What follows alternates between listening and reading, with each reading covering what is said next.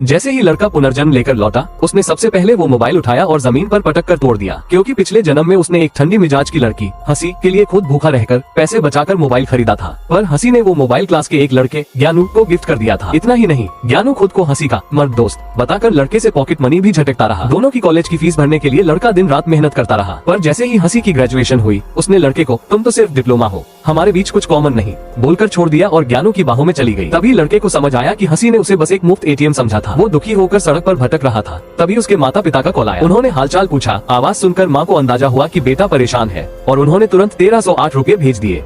लड़के को पता था ये उनके पास की आखिरी रकम थी। वो याद करने लगा कैसे उसने माँ बाप की मेहनत की कमाई भी हंसी को दे दी थी। माँ बाप खुद सस्ते खाने पर जी रहे थे, कभी कभी बूढ़ी दादी की पेंशन से काम चलाते थे। गिल्ट में डूबा लड़का सड़क पार करते हुए एक्सीडेंट में मर गया और जब आँख खुली तो पाया कि वो 4 साल पीछे हाई स्कूल के टाइम में पहुँच चुका है। हाई स्कूल के एग्जाम में बस 15 दिन बचे थे।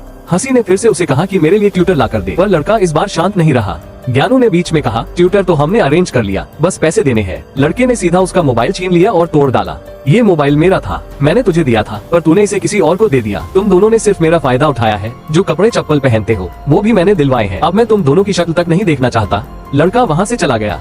पर हंसी को अब भी लग रहा था कि लड़का मजाक कर रहा है। उसे यकीन था कि लड़का फिर से उसके पैरों में गिरेगा। पर इस बार लड़का घर आया और माँ बाप के लिए खुद खाना बनाया। पिछले जन्म में अगर हंसी और ज्ञानू की वजह से उसका परिवार बर्बाद नहीं होता तो उसके माँ बाप आज भी खुशहाल होते। इस बार वो फैसला करता है अब की बार सब ठीक करेगा। पिता उसकी बातें सुनकर भावुक हो गए और तुरंत उसके लिए प्रोफेसर जू को ट्यूटर बना लिया। अगले दिन प्रोफेसर घर आए तो संयोग से ज्ञानू ने उन्हें देख लिया। ज्ञानू को लगा कि लड़के ने खुद को साबित करने के लिए उन्हें बुलाया है। ज्ञानू ने जाकर हंसी को बताया, अगर तुम चाहती हो कि लड़का तुम्हारी मदद करे और तुम्हारी कॉलेज फीस भरे तो अब भी वक्त है उसे माफ कर दो। पर लड़का अब माफ करने वाला नहीं था। उसने पढ़ाई शुरू कर दी। हंसी और ज्ञानू ने जब प्रोफेसर से बात की तो पता चला प्रोफेसर सिर्फ लड़के के लिए आए हैं और हंसी ज्ञानू की मदद नहीं करेंगे। अब दोनों डर गए। हंसी को भरोसा था लड़का पढ़ाई में कभी अच्छा नहीं था, वो कुछ नहीं कर पाएगा। पर उन्हें ये नहीं पता था कि लड़का इस बार परीक्षा की सारी तैयारी पिछले जन्म से लेकर आया है। उसे सारे सवाल और जवाब पहले से याद है। एग्जाम आया तो बाकी स्टूडेंट सोच में पड़े थे और लड़का 30 मिनट में पूरा पेपर हल कर चुका था। एग्जाम के बाद हंसी फिर सामने आए तो फिर से फेल हो जाएगा।